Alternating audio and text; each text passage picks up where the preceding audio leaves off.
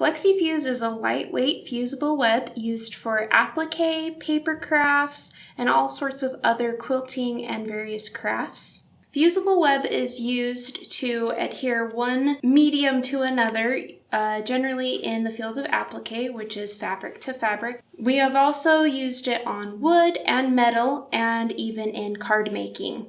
FlexiFuse comes in 4 different ways. We have a 10-pack or a 25-pack of sheets that are going to be 8 by 10.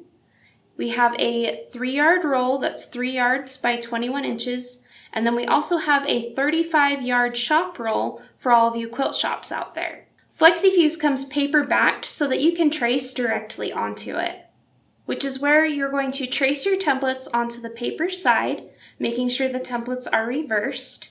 Then you're going to cut out around the template, leaving about a 1/4 inch of room around your tracing. Then you will iron it down onto the wrong side of your fabric using a stamping motion. You're going to press and hold for 10 seconds. Your iron is going to be on its highest heat setting or its cotton setting, and make sure that you have no steam selected.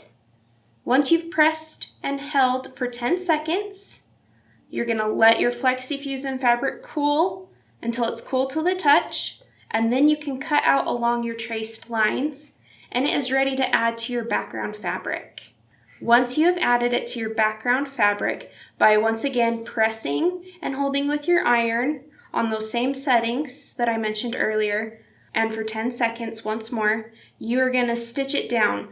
FlexiFuse is not meant to be a permanent adhesive. It is temporary and needs to be either stitched down, or if you're using it in a paper or wood or metal application, we recommend using another adhesive over the edges to prevent fraying.